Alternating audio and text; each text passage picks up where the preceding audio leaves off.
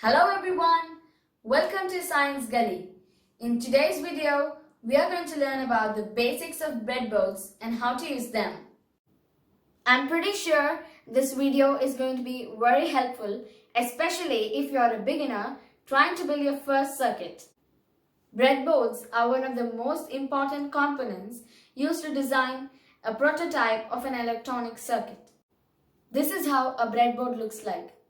It is a plastic board with many tiny holes in it. These holes let you insert electronic components into it to design circuits.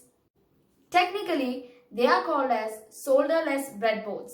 That's because we do not require soldering to make connections. Breadboards come in many shapes, sizes, and even different colors.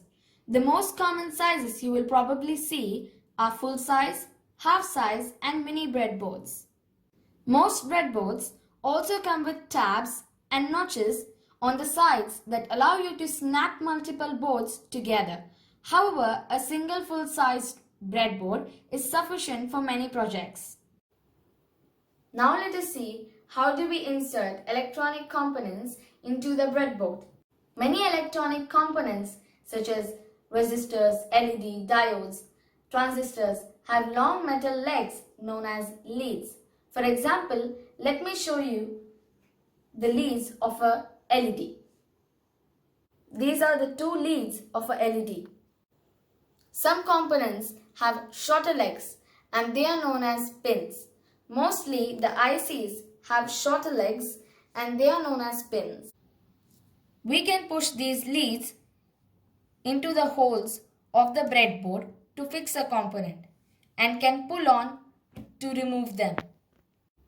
Now we are going to move towards the most important part, breadboard labels. If you closely look at a breadboard, you can find some numbers and alphabets printed on it. Why do you think all these numbers and alphabets are printed? What does all this mean? These labels help us to locate certain holes on the breadboard so we can follow directions while building a circuit. A typical breadboard consists of two kinds of regions called as strips, bus strips and socket or terminal strips.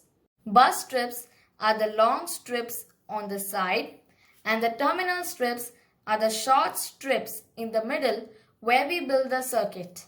Bus strips are also called as rails and they are used to give power supply to the circuit. Now let me show you how to give the power supply using a 9-volt DC battery. As you can see, it consists of two columns, one for power supply and other for the ground. Some breadboards have the positive and negative sign marked on them.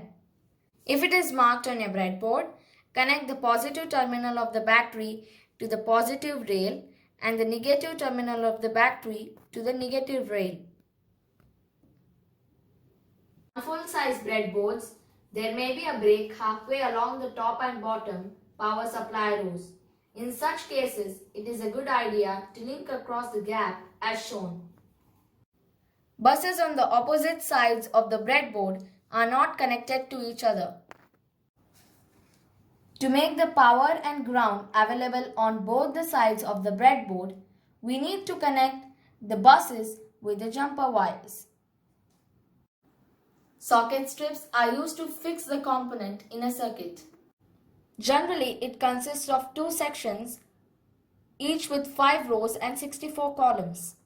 Every column is electrically connected from inside. Each set of 5 holes forming a half row, that is column A to E or column F to J, are electrically connected. For example, that means hole A1 is electrically connected to holes B1, C1, D1 and E1. It is not connected to hole A2 because the hole is in a different row with a different set of metal clips. It is also not connected to holes F1, G1, H1, I1 or J1 because they are on the other half of the breadboard. If I have to fix a component into the breadboard, I will fix it in this way. That is, both the leads will be in a same row. If you fix it in such a way that both the leads are in same column, then both the leads will get shorted as every column is electrically connected from inside. Now I'm going to give you a demo for the connection of two resistors in series. For this we will need a breadboard, two resistors of 220 ohm each, and a multimeter. Let us consider these two resistors are R1 and R2. They are said to be connected in series when one terminal of R1 is connected to one terminal of R2. Now let's do it practically. Now take the first resistor and connect one of its terminal to A5 and the other terminal to A15. Now take the other resistor R2 and connect one of its terminal to B15 and the other to B25. Now the two resistors are connected in series mode. Now let's check if they are connected in series or not with the help of a multimeter. Before starting, make sure your cords and your multimeter is set in this way. So let's begin. Now let us measure the resistance of R2. For that, insert one probe of the multimeter to column 15 and the other probe of the multimeter to column 25.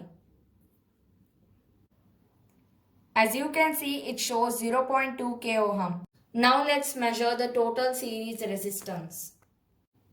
For that, insert one probe of the multimeter to column 5 and the other probe of the multimeter to column 25. Now let us measure the resistance. It shows 0.4 k ohm. The series resistance will be the addition of two resistances, that is 0.2 k plus 0.2 k, which is 0.4 k ohm. It means our connections are correct. That's all for today. Thank you for watching Science Gully. Also, if this video was helpful, please let me know through your comments. See you in the next session. Till then, bye-bye.